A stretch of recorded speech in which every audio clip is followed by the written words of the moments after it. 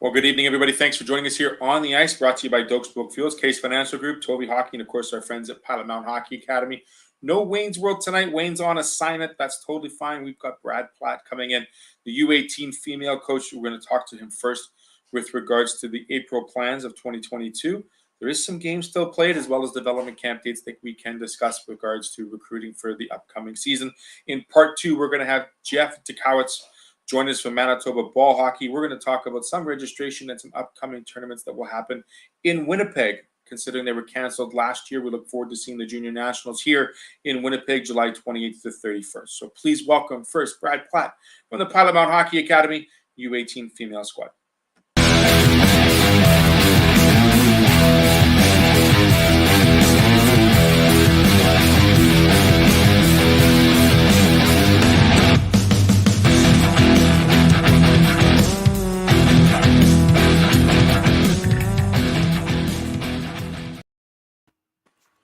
Well, Brad, it's great to see you finally once again. How was the holiday break for you? Did you get a little bit of time away from hockey and the rink during the spring break?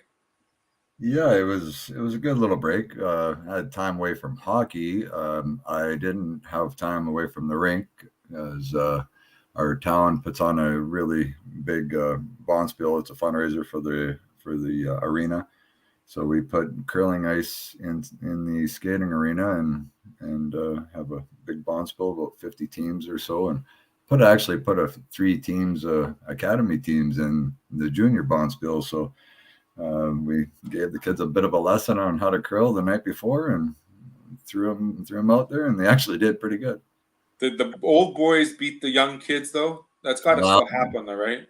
We left the kids in the juniors part. Okay. The older boys team, we had a U15 team, a girls team, U18, and a U17 boys team. And the boys' older team, they thought they should get bumped up into the senior, the older group, but maybe not. Maybe next year, we'll see. Egos did not prevail, unfortunately, right, Brad? No, it was a good weekend, so made some money, and now got it Sunday night, got it all ripped out and shaved down, and back to the skating rink and back to practice Monday morning. And of course, that's all done by volunteers and members of the community in and around Pilot Mountain. So great effort done by them. Great to see the bonspiel brought back into hopefully bigger and better next year. Yeah. Good to see the ice also back in for normal hockey, because the female program still has games to play at the end of April. Not in Blackjack Street Arena, but they're heading to the Bell MTS Iceplex in Winnipeg at the end of the month. Yeah, that's the World Sports School Challenge. It's usually in January. I forget the date exactly, but it's a big showcase they have in Winnipeg. I think Larry Bumstead puts it on, and it's well run. Lots of scouts show up, and lots of teams. Usually they have a dozen teams. So since COVID, they had to cancel it, and so this end of April's the new date, and I think they still got close to a dozen teams. So it should be all right. Just a little end to the season. It's a little bit different knowing that you have games to play after the regular season or the CSSHL action is over. Does it change a little bit to the demeanor of what April hockey looks like on the ice practice-wise for the team, or is it just status quo and just something else to prepare for? Yes and no. Normally it's all skill. We focus more on skill stuff at this time of year, and that's not going away. We will touch a little bit on some system stuff before we go, just a refresher, but it's more to get there and showcase these girls and hopefully have some fun with it. Yes, it would be nice to go in and win every single game, but at the same time, it's more of a showcase for the young ladies. So we're still do a lot of skill focus right now, but we will be throwing some system stuff at them in a week or two.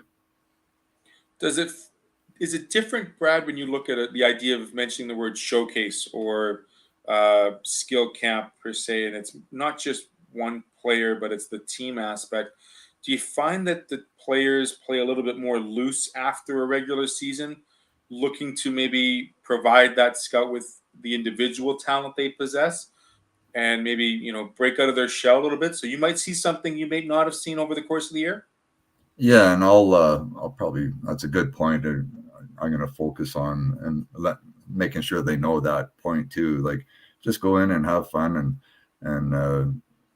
but I don't really change a whole lot throughout the year. I still, throughout the year, even, I want the girls carrying the puck and just go ahead and make a mistake. It's okay. But when it's in league or in the finals or in the playoffs, they put enough pressure on themselves. So hopefully they do let some of that pressure off themselves a little bit and go out and have fun, truly have fun.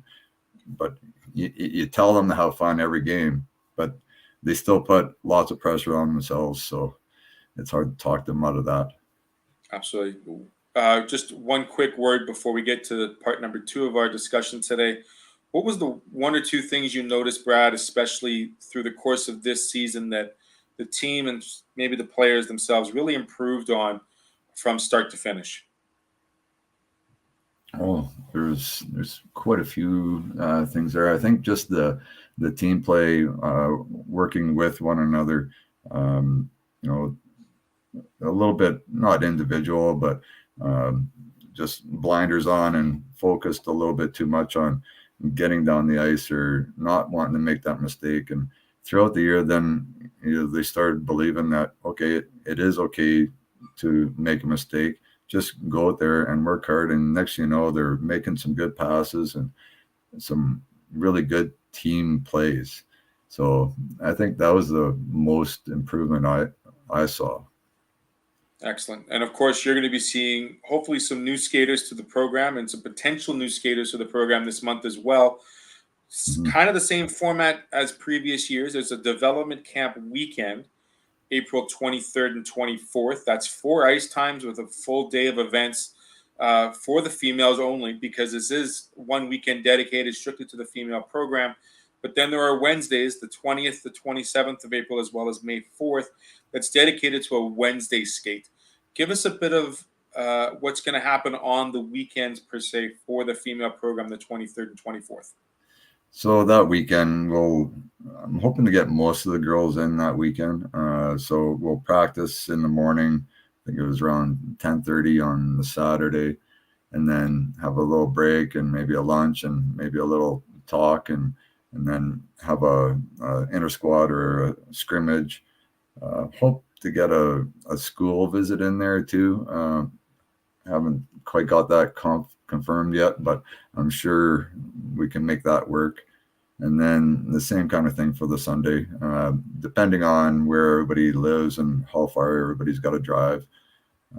So hopefully the bigger day will be the Saturday, and then we'll see how many skates on the Sunday, maybe the 1 or maybe 2 on Sunday. The importance, like you mentioned, of getting a tour of the collegiate itself, because this is a hockey academy Yep. that is developing student athletes. How important is that to see not only just the environment on the ice, but just the complete program and its all of its amenities that it gives to each potential player?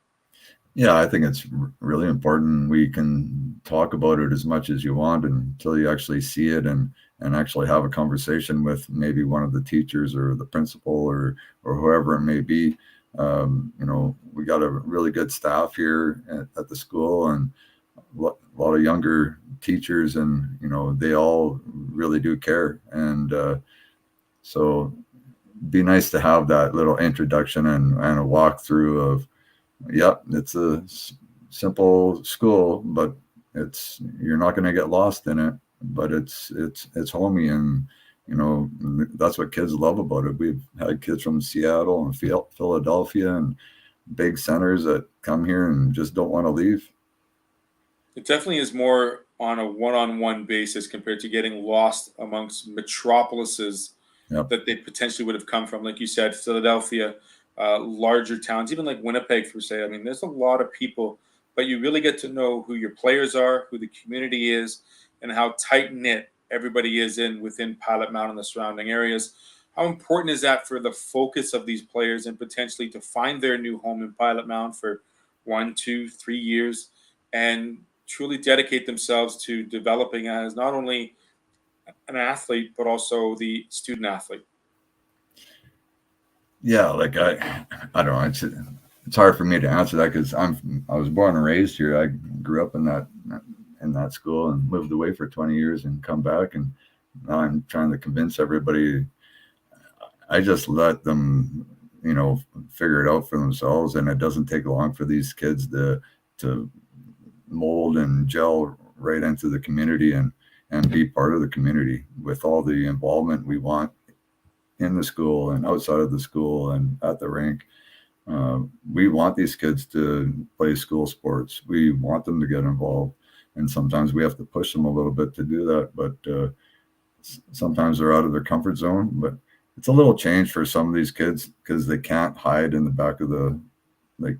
We push them on the ice and off the ice and in school, and I think it's great, and the kids like it. At first they maybe don't love it, but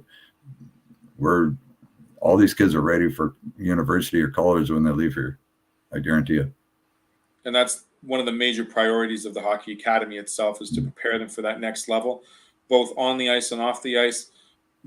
Have you got anything set up for this team April through June, community service work within the area, or is there going to be more opportunity for those players to become more involved within the community? Because that's still a very large proponent of becoming a really good human and a really good adult. Yeah. So since COVID has lightened up a little bit, then they're starting to, since we could have this Bonspiel, getting the kids involved in curling, and then actually Sunday night we had basically the whole academy down there helping take it all apart, and the people organizing it just couldn't get over. I think they were basically done in an hour of basically getting the Zamboni on and starting to scrape it.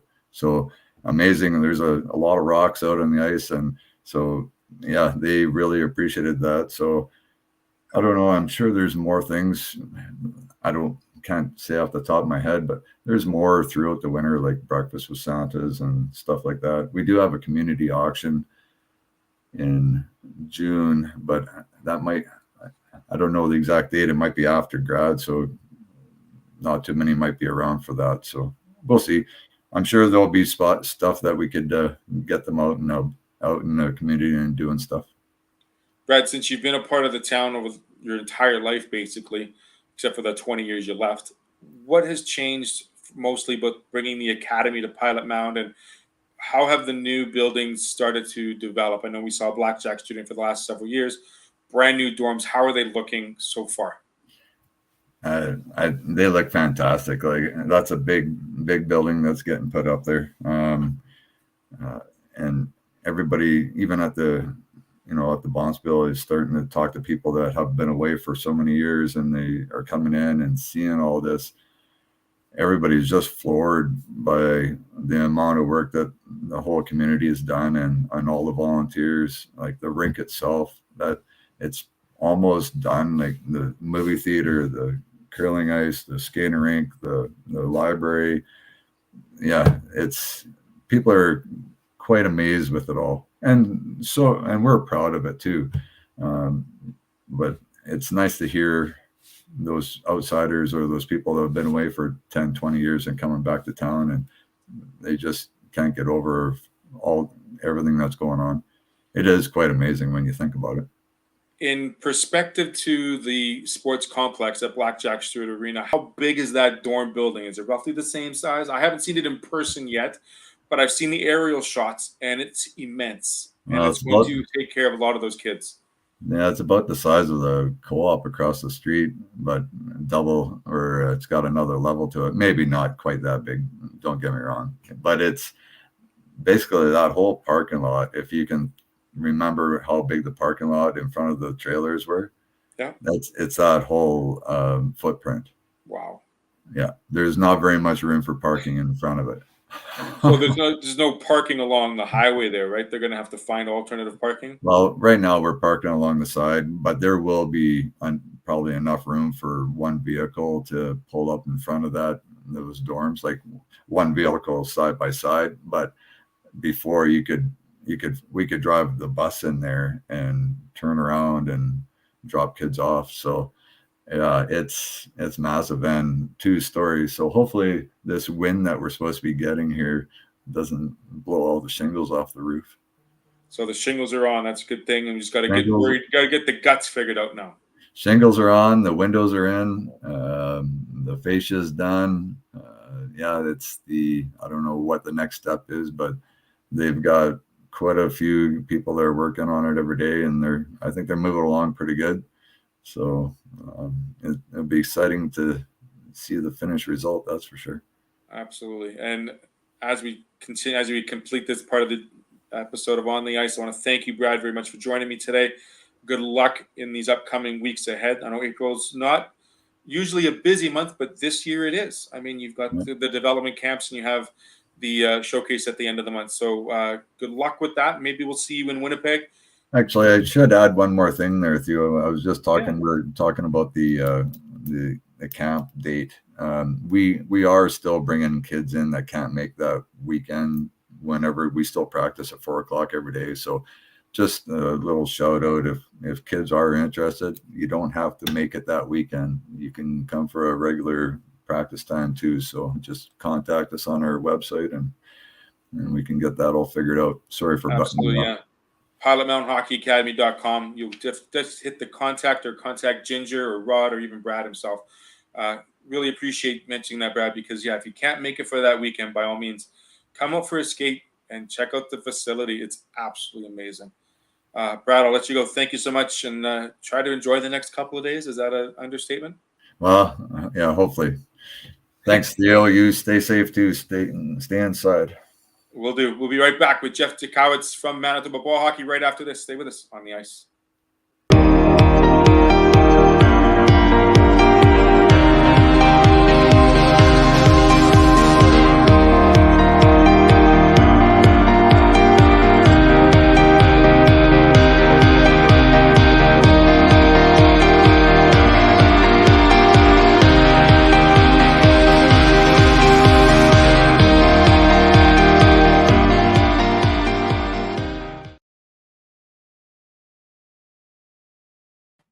Thank you, everybody, for joining us here on the ice. Part 2, Jeff Dzikowicz. I hope I said that last name right. Close enough. Yeah, it's I get a bunch of different versions, so it's like I've got that, and I'm pretty flexible.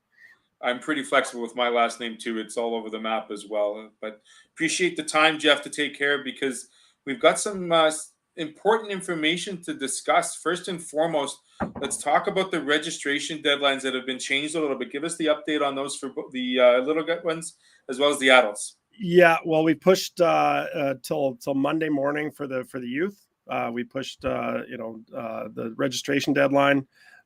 So when you're sitting inside with the storm going on, you have plenty of time to get on the internet and register your kid for ball hockey, and then the adults is pushed till Friday. So it's it's. So that information has changed because normally it was supposed to be tomorrow, right? Was the deadline for for the adults? Yeah. Now, a big question I have for you, Jeff, is can you register as an individual or do you have to register as a team? How does that work? Both are available. We encourage teams. They're great. They come in, instantly we have a full team and obviously usually kids or adults that all know each other, but we definitely accept free agents of all skills and everything else. So we'll place individuals on teams or we'll group individuals together to create a team. We've done all that. Yeah. So make the phone calls the next couple of days. Find your friends, whether they're the same age or the different, but nonetheless, put some stuff together because ball hockey is, I love playing ball hockey. I mean, my favorite thing, Jeff, I don't know about you, but just taking that shot from like 60 feet away and seeing how much that ball curves or olays is pretty awesome. Yeah, there's some people who have a knack for it. They know how to curve it. They get control of it. The ball doesn't curve as much as it used to. I guess probably about 15 years ago they had the Milek ball, and it was smaller and it used to really curve. You could really I felt sorry for goalies how much it would curve. It was like they almost had no chance if you knew what you were doing. Nowadays the ball still curves for sure, and which it makes it great for goalies. If you're training for ice hockey or whatever else, goalies playing that because it's a different animal. That ball's coming at you from like you said, with a curve on it, and you have to track it, and it helps you out with that sort of aspect of your game. You mentioned the Milek ball. What's different? What other equipment is needed for the first timer or for the existing player? Well, the ball's changed now. It was D-Gel for years, and then now it's Napper is a company that's strong into ball hockey. They've taken over the D-Gel brand. And equipment-wise, it's actually a low cost of entry sport because like really you don't need skates or anything like that. Most people have running shoes available. You typically wear shorts and a jersey, and very seldom do people wear elbow pads. Usually gloves, helmet, stick, and you're ready to go. That's and a jock or Jill is highly recommended as well. But yeah, as much as your eyes like to track the ball, it still can move very quickly. I totally agree with that. Yeah. Registration isn't that expensive either, and it's like you said, it's a low cost sport compared to hockey, because that is very important to get as many people participating and into the sport of stick and ball, because it can relate to anything. It could relate to field hockey. It could relate to lacrosse. It could relate to baseball.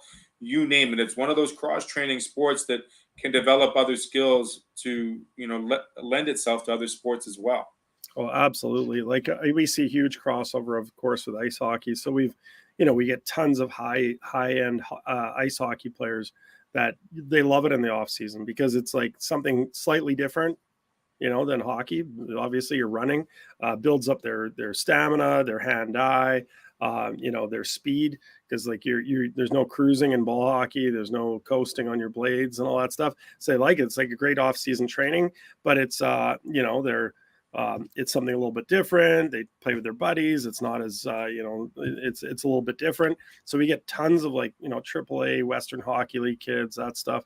Like Connor Roulette plays ball hockey. Dawson Mercer from the New Jersey Devils plays ball hockey. Natalie Spooner on the female end played ball hockey for Team Canada. And Chantal and Jocelyn the Rock, huge into ball hockey. All over the place. You see high end. I think it's maybe the most best kept secret in terms of training for ice hockey. You get a lot of people, and I love ice hockey, and you get a lot of people that train for ice hockey year round. And I've heard the stories of repetitive use injuries and blah, blah, blah, because you're doing the same things all the time. Whereas ball hockey, you're doing everything a little bit slightly different angles, different, like everything, like you shooting on when you're running is different than shooting when you're on your skates, right? Of course, a lot of it translates, but it's slightly different. So you're using different muscles, different tendons, different everything.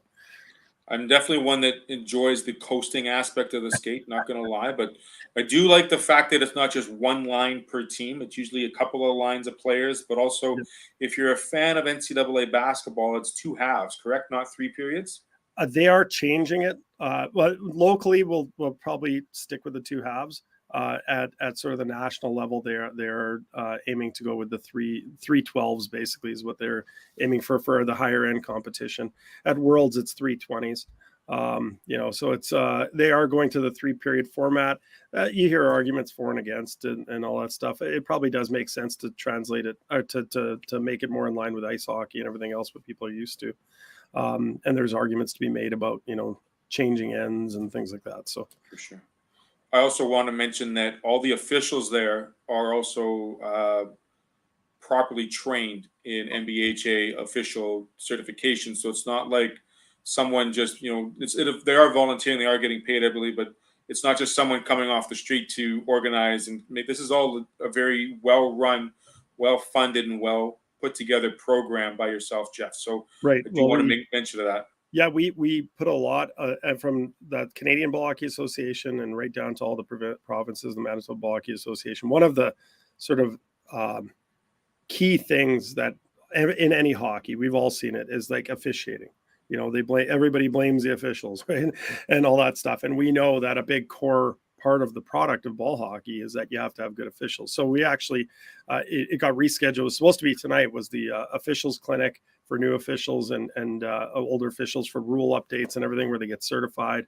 So certification, they do get paid. We do monitor them all year. Of course, like you get new officials, you get, like every sport, you get new ones, you have the veteran ones, ongoing training. The rules are always slightly changing. People got to keep up with it. And our officials actually, they take it serious because some of them get rewarded with going to national events, international events. So they get to travel, they get paid to go somewhere and basically represent Manitoba as an official. So I think they almost treat it a bit like a competition as well. And they do get paid, and they get paid well. So they make, a couple $100 a night or 100 and something a night to ref a couple ball hockey games. And, and it's once again, a good opportunity for off-season ice hockey officials, which we get a few of, and others. And we're, if you don't skate and you're interested in officiating, we're always looking for officials. It's, they get chased out of the game fairly easily by hockey parents and the participants in all hockey. Right. So. Right. It's not an easy. It's unfortunate that officials don't stick around, but they are trying to make the game and to make the space as fair as possible for all participants. So let's remember that. If you are looking for officials, do contact Jeff. You can find the information at Manitoba Ball Hockey League. Is that correct? ManitobaBallHockey.com. ManitobaBallHockey.com. Before I let you go, Jeff, we have a very important announcement to make. ASTV have also put this up on our website. The Junior National Championship of 2022 is going to be in Winnipeg. It was canceled last year, but it's coming back with a vengeance, with a lot of participants. Give us some details on what's going to happen that end of the weekend. Yeah, well, COVID's kind of kicked the butt of almost every sport across the country on an amateur level. We've all felt the pains with events and everything. And in 2019, we were slotted to host. In 2020, we were supposed to host the Junior Nationals. And we were also supposed to host the Worlds and the World Senior Championships in Brandon in 2021. And then COVID hit and, all heck broke loose and we were rescheduling. So we ended up having to give up the World Championship. We just didn't think we could pull it together in Brandon. So we're looking to replace that down the road. But we are hosting the Junior Nationals this summer, basically end of July. We're gonna have 5 great teams in 5 divisions. So everything from 2 girls divisions, U19 and U16, in the boys division, U19, U17, and U15. We expect to be highly competitive in each of them. We are recruiting already, and there's you've got our coaches in place, and once the season gets up and running, we'll start practicing. And we've got teams coming from Newfoundland, BC, Ontario, Saskatchewan right next door, Alberta, and New Brunswick. I know Newfoundland's sending a team in each division, so it's a long way to come for them and a big expense. And we're hoping to give them a nice welcome when they get here. Maybe off the rink, we'll give them a really nice welcome. On the rink, we're hoping to send them packing. So there we go. That's the spirit, right, Jeff? Yeah. Friendly Manitoba off the rink, but on the rink, I believe there's 5 or 6 venues, mostly in the south and west part of the city, but great surfaces. I believe they're all rinks. Is that correct? All indoors? Yeah, all indoors. Our main rink obviously be the Iceplex. And we were hoping to have 2 rinks there, but because of COVID, the constraints with other events and everything. So we have the big rink there. I believe it's called the Subway Rink now or something. And then we also have Varsity View, St. Norbert, Century, and Fort Richmond. Which is Winnipeg South or whatever they call it now. And basically, so it is, mostly south and west. We tried to contain them in as close to the Iceplex as we can get with the availabilities that were there. And we're, it's going to be spread out. People are going to be driving everywhere, going to games and everything, but it's going to be awesome. And we're hoping that ASTV is a big part of that and broadcasting games, which we're excited about as well. Absolutely. And we hope there's no snow on the ground by then. Hopefully golf clubs can be assisting us. I think that's a 50-50 the way this winter's going on. And we are going to be looking for volunteers for that event, and we are still recruiting players. So if you out there in the hockey world, if you have an aspiring young hockey player in one of those age demographics, female or male, anywhere from I'd say about 13 to 19 years old, get them playing. We're going to notice them if they're good, and there will be tryouts with certain age divisions. We encourage them to come out and give it a shot. Like a lot of kids are AAA and AA, but there's kids that have never really played ice hockey that have made teams and done well. Absolutely. A good friend of ours, Angie Cirilli, is also one of them who's been on the show a couple of times with me. She's a huge fan of playing some ball hockey. She's an awesome ball hockey player. Yeah. Maybe we'll get her to show up for a souvenir lane. What do you think? Sure. Yep. Sure. We'll get the word out. Yeah. Jeff, is there anything else we got to mention before we say goodbye? I know we got lots of time. We think we have lots of time before the event, but it's going to come faster than we think. I think the biggest thing is, I think a lot of people, because winter's dragging on so long, they're not in ball hockey mode yet. But I hope they don't miss out on the registration deadlines and they get playing ball hockey. We know across the country, a lot of like sports registrations in general are down.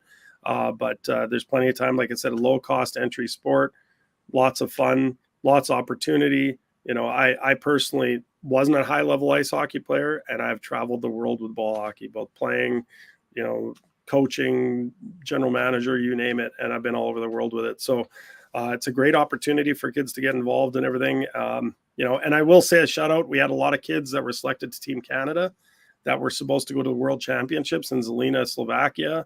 But due to the Ukraine war and the war in the Ukraine, they've canceled that event. So we've got a lot of disappointed kids that can't go. But shout out to all of them for making the teams and representing us well. Really appreciate it, Jeff. Thank you for mentioning everything. Good luck. Again, remember, season starts May 1st. Is that still the deadline to start? Yeah, we're aiming towards a May 1st start. Yeah, that's still right in that wheelhouse. Okay, and registration has been extended until the Monday for the youth teams, and the senior teams are Friday. So make sure we get out the registrations. Contact Jeff if you have any questions at all. Really want to get those numbers driven up as much as possible because, hey, ball hockey is the way to go. I mean, I love playing ball hockey. Loved it as a kid, love it as an adult. So grab your sticks, grab your friends, find a helmet, get a noggin protector, and all the necessary equipment to get out there and play. Thanks, Jeff, very much. Really appreciate the time. Have a great night. Thanks for having me. Take care. Okay. That's Jeff Dzikowicz from Manitoba Ball Hockey. Do check out all their information on their website, manitobaballhockey.com. Check out their Facebook page as well. All their information and registration deadlines will be there. I'd like to thank our two guests tonight as well. And, of course, thanks for watching, everyone, for you at home. Thanks to our sponsors once again, of course, bringing more goodness to the greatness here on ASTV. We'll be back on Thursday. We're going to go a little west. We're going to go to Calgary near Winsport, and we're going to talk to IHA's Darcy Hodge, as well as their new hire for the U18 male program, Claude Villegrain, and he will discuss how he has become a new member of the IHA program. Again, thank you very much. Take care if you're in Manitoba or the surrounding provinces and states. It should be a fun couple of days. If not, well, they lied to us again. Have a great evening. Talk to you soon. Bye-bye. Welcome to Pilot Mountain Hockey Academy, your world-class academic and hockey training facility created to maximize each student's athletic and academic potential. Blackjack Stewart Arena, home of the Buffalo, is inside the 46,000 square foot complex, as well as a curling rink and other facilities. The students have a unique combination of successful, well-rounded education at Pilot Mountain Collegiate Institute and the professional hockey training in an encouraging community. The years of experience of on-ice coaching propel our students to the next level, both mentally and physically, in a professional environment.